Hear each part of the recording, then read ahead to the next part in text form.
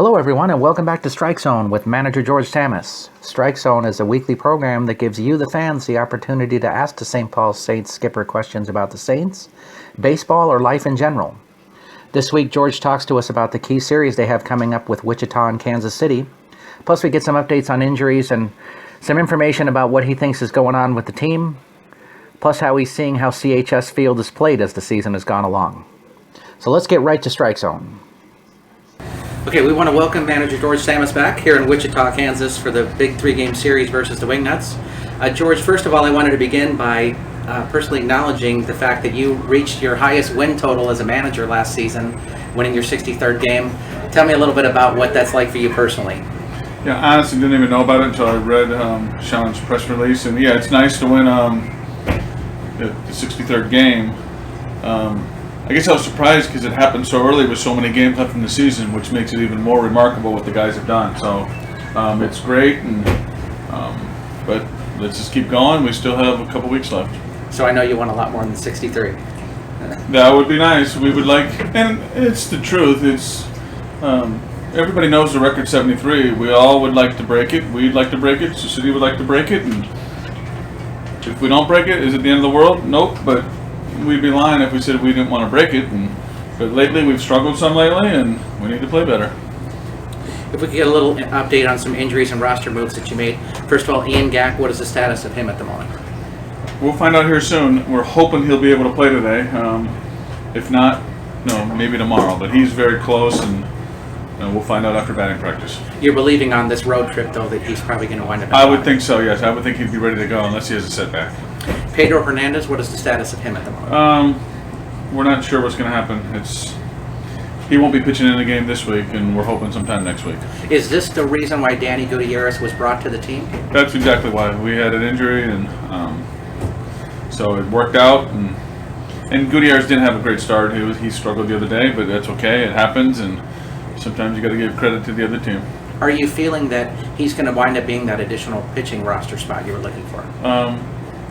We've been looking for a reliever for a long time. And then obviously we weren't even looking for a starter, but then with the injury, and then Gutierrez's season ended in Mexico, it just happened to work out that way.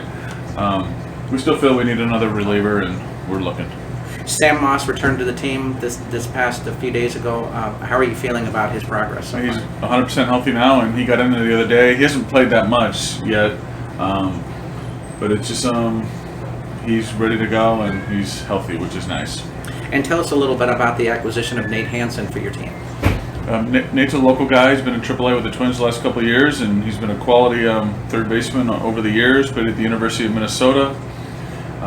The third base all year long has been a question mark for us, and he's available. He's local, and we expect him to be a big part of our lineup and helping us, and you can tell he plays a solid third base. Another good defensive player for your team. Okay, so our questions for this week. Derek from Hopkins would like to know, you could have won all 3 games against Sioux City. Did you come away feeling like you are the better team against them? That was a very good series. The last game obviously went extra innings. It was a tough loss, and they're real good. We feel we're real good, and if you ask them, they think they're the better team, and if you ask us, we think we're the better team. But I don't think it really matters what anybody says or thinks. You have to go out there and play it. So I feel that we're the better team. They feel they're the better team. But again, it doesn't really matter what anybody says or thinks. It has to go out there and happen. Terry from St. Paul would like to know, in that third game of the series, how did you feel about Angelo Sanco swinging on 3-0 in the 11th inning? Yeah, I took some heat for this, and I've heard the questions about it and the second guessing. I've heard all about it, and all year long we've played aggressive, guys swinging 3-0 all the time, and we're down by 2 runs in the bottom of the 11th inning. You have the RBI leader of the league up to bat, 15 home runs, hitting 350. Leads the league with 78 RBIs. He hit a 400-foot homer earlier in the game. You have a position player pitching for them, and it was batting practice. What it was, the guy was struggling to throw strikes without a doubt, and gave him the green light. Obviously, Angelo felt the same way, because when you give a guy a green light, that doesn't mean he has to swing. But he chose to swing too. He was on the same page, and he just missed it. He just missed it, popped it up, and And of course, when things like that don't work out, it's like, well, why did you do that? Well, that's the way we play. We don't play soft. And again, it's a short porch in right field at our place. One big hit wins the game. Took a chance. It didn't work out. Then the next batter walked. And to be clear, the 3-0 pitch he swung at was a strike. So if he didn't swing, it would have been 3-1. Who knows what's going to happen after that? We play aggressive. And then we did have bases loaded after that. And then Nate Hansen lined out to the warning track to end the game. So it just didn't work out. But we're going to do it like that every time. And sometimes it works for you. Sometimes it doesn't. And you get second guessed. I think people forget, too, is that this is a guy having one of the best seasons in the league's history, too. Let me ask you this. If Kirby Puckett was at the plate 3-0, would you give him a take, seriously, if he was the winning round? You wouldn't. You know, this is one of your better players, one of your MVP candidates for the season. That's just the way we play. It just didn't work out. And again, he hit one over the second wall earlier in the game, over 400-foot shot. He's been one of the best players in the league. You know, how can you tell a guy take one like that? Now, if the guy's hitting 200, 220, and maybe in that situation, okay, fine. But if it's one of your better players, you give him a shot. He could have ended the game. He could at least hit a double to tie the game. He just missed it, and he doesn't miss too many this year. Pete from Mankato would like to know, you look like you have two guys that can win the Triple Crown this season. Do you think either Sanka or DeFazio can catch Mazzola? You know, both of them have been doing great. They're, you know, they have some home runs. They're 4 behind in the home runs, so that may be tough to make up here in the last couple of weeks. It would be nice if something like that could happen, though, but it could be, it'll be pretty tough for that to happen. But hey, just get on a little roll, and you never know what's going to happen. Craig from Burnsville would like to know, Dustin Crenshaw has been so dominant for you, but hasn't pitched very well against Sioux City. Do you see something in the way that he plays against them that makes him a little less effective? You know what? He's been great all year, and sometimes, you know what? Has anybody been dominant against Sioux City? Not really. They're a real good team. They have no outs in the lineup, and sometimes instead of saying what's wrong with our guy or what's wrong with this guy, just got to give credit to the other team, and they're a real good team from 1 through 9 in the lineup. So we have no problem with Dustin.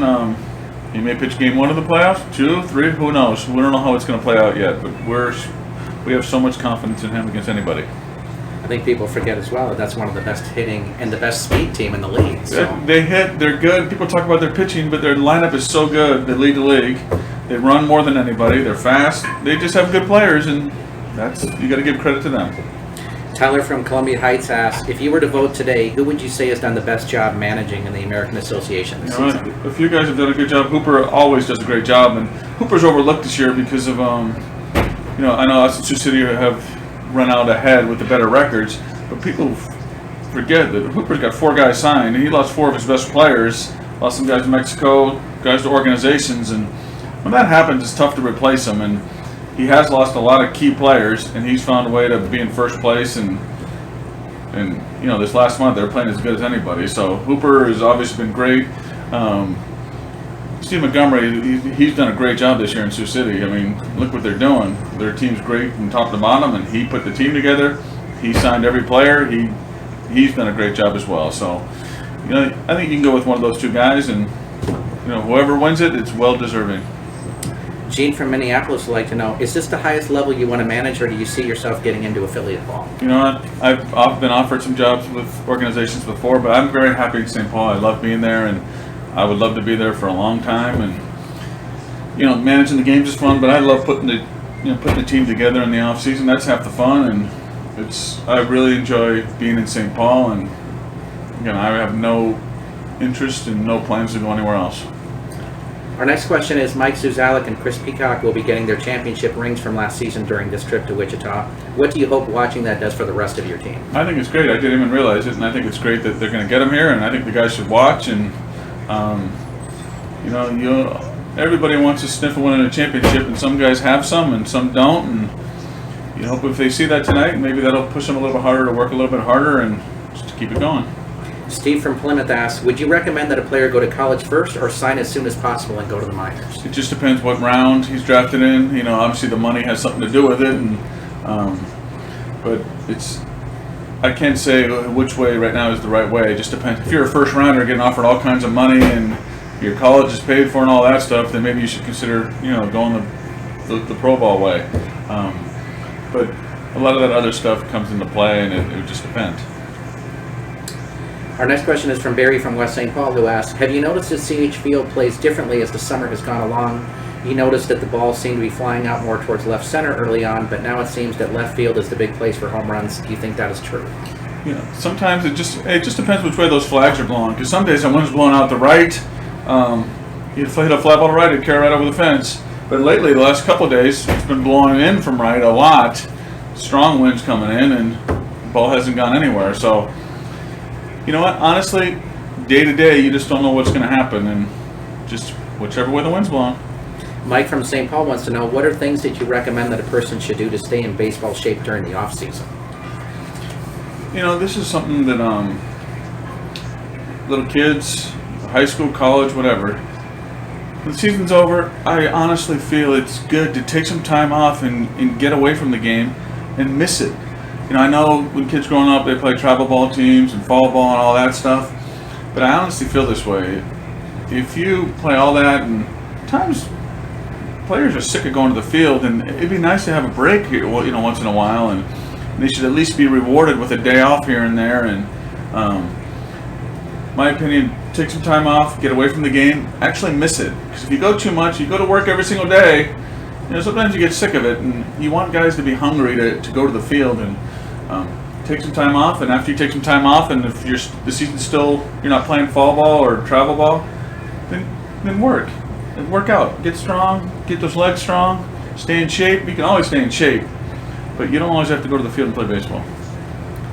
Bill from Egan asked, he read that the Athletics have a guy that can throw both left and right-handed. How cool is that? I think it's outstanding. I saw him throw once, and it'd be nice to have one of those guys. As long as he can do it both ways, I think it'd be great to have a guy like that, and I would love to have one. Pretty impressive for sure. Bay Area fan asks, the Giants could win their 4th World Series in 6 years, but don't seem to get much respect. Why do you think that is? You know what? They're always good, and I don't think they have any superstars. Buster Posey's outstanding. He may be one. But other than that, you have a lot of other solid guys, just good guys, good solid players that played the game the right way. And Hunter Pence, one of the most underrated players in the game. You don't hardly ever hear his name. And obviously Bumgarner's good, and their pitching's been solid, and great fan support, beautiful stadium, and they're always right in it. And just a team that plays well together. And you don't need to have a bunch of superstars on your team. You really don't. You need to have the right players. And I've always talked about our team this year. People ask, well, why are you guys doing so well? And about the players. And I go, we may not have the most talented team, but we have the right team. We have the right guys, and guys that care, guys that want to win. And you don't see enough of that in professional sports anymore. There's too many guys that are happy with getting 2 hits and not really care who wins the game. And not on this team. These guys care about winning. I think in the Giants, and I look at the team here, it seems like the guys like to be around each other, and I think that says a lot about how you're going to play on the field, too. That's exactly it. They do. It's a good group of guys, and guys that like to be at the ballpark together. Dodgers fan would like to know, whose season do you think has been more impressive so far, Clayton Kershaw or Zach Greinke? Obviously, they're both outstanding, and Zach Greinke should be the Cy Young. He's been outstanding all year long. Isn't his ERA at 1 point whatever it is? 6, I think. Yeah. And Kershaw's obviously outstanding, and maybe the best pitcher in the world. But this year, Zach Greinke should be the Cy Young. Amy from Fridley would like to know, did you ever get a chance to see have you been watching the Little League World Series, and what are your thoughts about the series so far? I was lucky enough one year. I actually played in the Little League World Series back in 1979, and being in Williamsport in front of all those fans, it's a great thing, great place to be, a great atmosphere, and we made it to the final game. We lost in the final game against Taiwan in extra innings, 2-1, which is still devastating. And back then it was single elimination, so we were 15-0 when we got to the Little League World Series, and that's one great experience. We have a chance to go there and see that and play in it, and just to see Williamsport. And you're 12 years old and there's 30,000 people in the stands. Now it's probably more. It's pretty intimidating as a 12-year-old kid, and I watch it as much as I can. Whenever I see it on, I leave it on, and I really enjoy it. And it's how can you not love the Little League World Series? It's pretty awesome. I learned a little nugget about George Tsamis today. Look at that. All right. Ken from Maple Grove would like to ask, what do you think of the new extra point rule in the NFL this season? You know what? I like the change because the extra points are so easy. Maybe just try something different. And one thing I don't know, because I really haven't followed it, I've heard about the extra point rule change. But what if they go for 2? What happens there? They started the 2-yard line. You know what? Then maybe that'll make more teams go for 2. And I like it in that sense because maybe they'll go for 2 more and make it more exciting. I think so too. Ben from River Falls would like to know, do you have a favorite college football team that you follow? Honestly, I don't follow it really. College football, I couldn't name 5 players, and I mean, once in a while, if the game's on, I'll sit there and watch it. But I really don't carry the way. Timothy from Woodbury asks, if you could be any player in sports today, who do you wish that could be? You know what? There's some good choices. I'm going to go with Gronk from the Patriots. I love the way he plays, man. He is so good. It's too bad he's gotten hurt so much because he plays so tough. He runs guys over and running down the middle, taking hits, and the greatest player at his position. He's outstanding. He's not the fastest guy in the world. He's big and strong, and people want to talk about he parties too much. He works so hard. Look at him.